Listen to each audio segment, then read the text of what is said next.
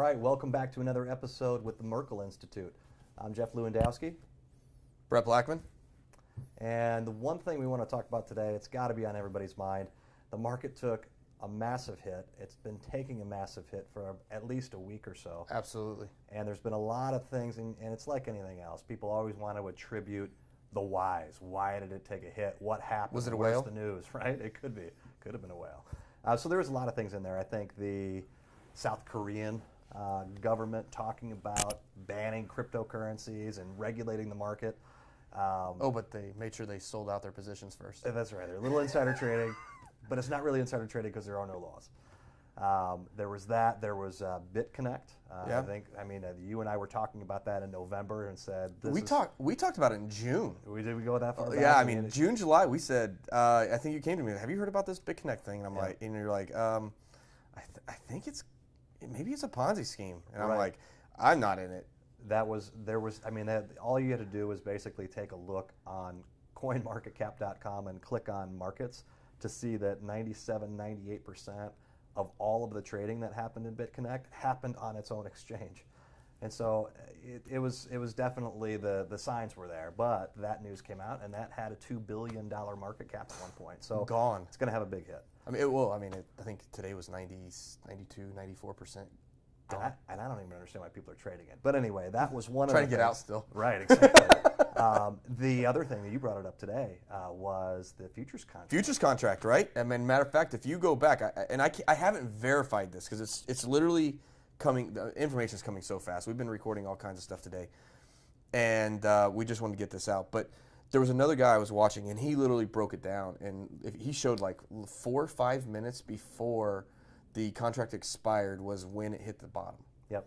And it like $440 billion. So I mean, is where it's around it stopped or so, which is almost about $335 billion less than it was 3 days ago, right? 2 days ago. So I mean, the whole market took a dump, 50% off.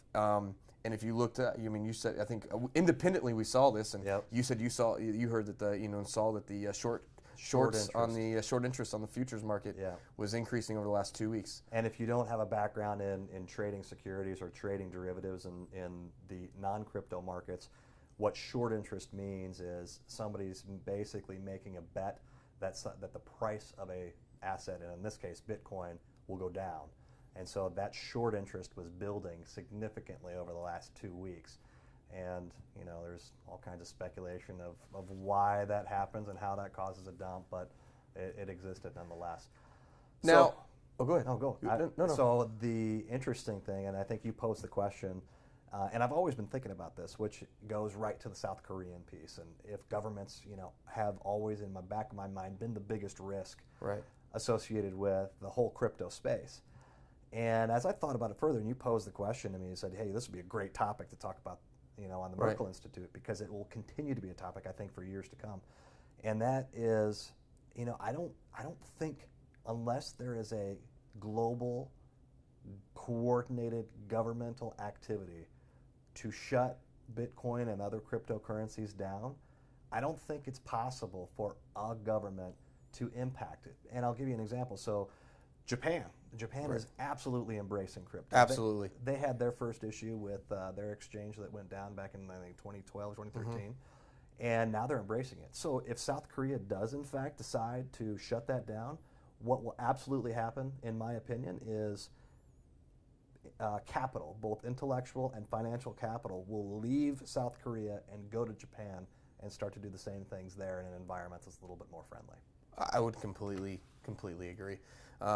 You've talked about it too, and it's just like in the United States with the whole taxes, right? Yeah. And all of a sudden now everybody's kind of talking about decentralized exchanges that are, anonymous. Right. If governments don't embrace the end use and they try to regulate it, which I understand there needs to be some sort of control of something. Now, for the purists, they don't want that, but for people that understand that you have to have some sort of regulation, even if it's community regulation, like what Civic is trying to do, and what Dash has tried to do with creating a community voting system to regulate themselves, self-regulation. because at the end of the day, if we don't have any kind of regulation, and it Yeah. continues to be the Wild West, it's going to be hard to build anything on top of it. Sure. But if you can have, government self-regulation and kind of become a standard practice type of policies put in place, Yep. this whole government manipulation is just, I mean, it's no different than what Jamie Dimon did. Yeah. I mean, really, Bitcoin's a scam. Buy millions. Right. Bitcoin's a scam. Keep buying. I'm talking Right. it down. Yes, China's going to ban it. Buy more. Like, I mean, really. Yeah. I mean, it's the same play. You know what else I was thinking about also, which actually could increase the longevity and lessen the risk that we all talk about with the government coming in and shutting things down, and that is, and it's, I don't think I could do it myself, but maybe I'll give somebody out there an opportunity. Create a smart contract that helps collect taxes, because we all know that the tax question, you start to implement that, and now governments are going to be absolutely fine as long as they're getting their cut. That's true. That's true. That would definitely change. Well, it's kind of like what so CEO of Health Splash. One of the things we actually talked about with our CTO is the KYC. And KYC is absolutely one of the AML and KYC, know your customer in America, and in the anti-money laundering laws. And one of the microservices that we're building is a web of trust, and which ends up becoming a know your customer by default. Yeah. And as companies and projects inside of the blockchain community start to understand that there's certain things you're going to have to deal with and have to have, the community is going to evolve and it's going to become more mature, and then that's when it's going to be adopted mainstream, because it's secure, there's governance, even if it's self-governance, but people will understand exactly what's going to happen. And then it's going to eliminate things like what's going on right now, which is absolute Wild West. So, kind of in summary, a lot of FUD out there. Absolutely. A lot of it. All Lots. the exchanges, different rules, people backing out, contracts expiring. The government's not going to necessarily be able to, the way we talked about it, shut it down unless it's a global coordinated activity. And that's Companies like Subterraneum, Yeah. focused on decentralizing the internet, which Yep. then would allow it to where they couldn't ever shut it down. Yeah. Not saying I recommend Subterraneum, but it is something that I have followed for Yep. sure. A lot of that stuff going on. So there we have it, man. It's been a rough couple of weeks, but I tell you what, we got a nice bounce. Well, I want to ask you one more thing. Oh, sure. Okay, so a lot of people have, the market's gone down 50%. I shared with you that in my holdings that I didn't actually go down in BTC. Yep. Now, in value, actually, I gained 12%, even though the market went down 50, because I was diversified in my holdings. Yep.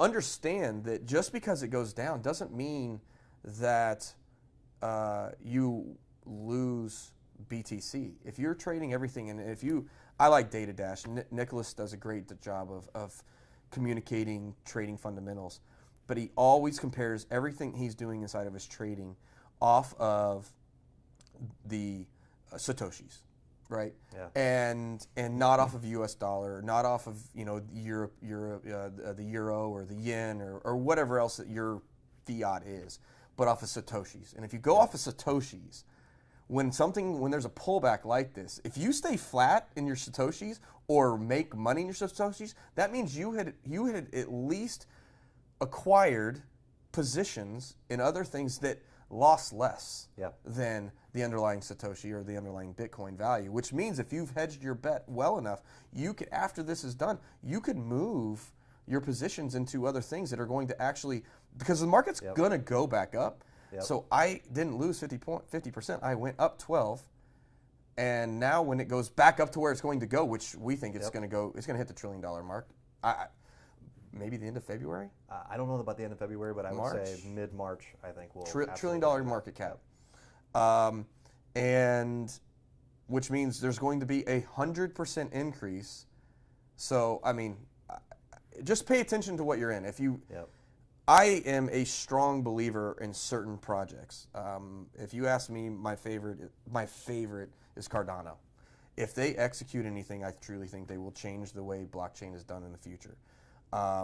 Huge fan. But they took a 50% plus hit too. But if you believe in the project or believe in the group and the founders of what they're doing, and they can execute, it will, stay long-term in your long-term positions and make sure that you're trading some of this, what everybody calls S coins, shit coins, right?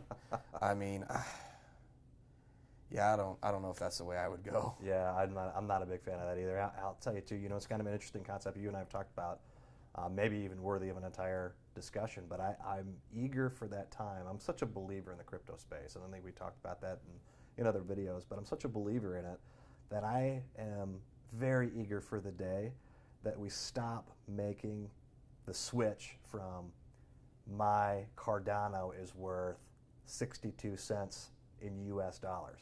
I'm eager for the day that we make more comparison, like my Cardano is worth 0.0001 Bitcoin, or this is Satoshi, or another Litecoin, whatever it happens to be. I'm eager for that, and I think that's in the future. I don't know how far out it will happen, but I'm eager for that time frame.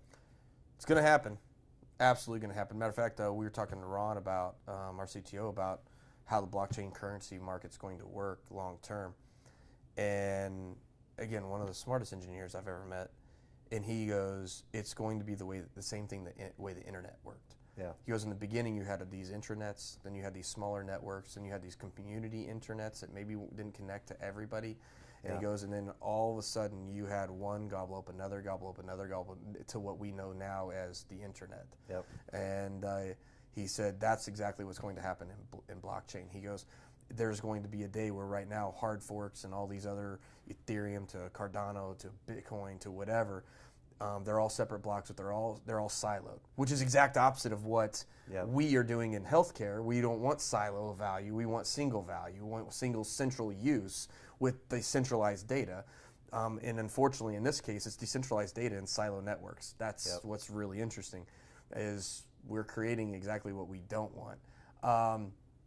But there's going to be a time where the interoperability between networks, between chains, and there's going to be one mass chain that creates the overall value of the cryptocurrency long term.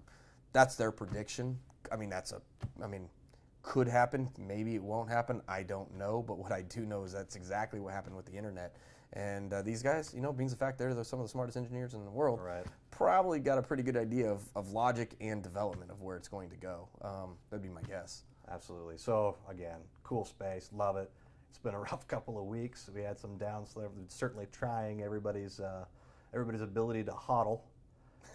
Hold on for dear life. I didn't even look at my holdings for 5 days, 6 days, because I was just like, I do that. It's going to make me freak out. Right. Pulled it up today, and I'm like, well, crap! I actually did well. Now, value-wise, USD government, I lost money. There we go. Which is great, right? Yep. But overall, Satoshi value went up. So which means I leveraged appropriately. So anyway. Well, awesome. I know we had very short time today to get this out, but we wanted to post this because there's 3 different versions of what's kind of going on, and we really think it might have been a little bit of all 3 kind of creating that 50% pullback. No, so, and we had what was our run-up? Our run-up for 6 weeks was nuts. 200 billion when we were sitting at the Blockchain Wall Street conference to 750 billion just a couple. Absolutely. And that was in November. Yep. Or maybe October, but. That's insane. 300-400% in 60 to 90 days. That's a little intense. So there we go. So until next time, don't let the FUD get you, and we'll talk to you soon. Keep on hodling.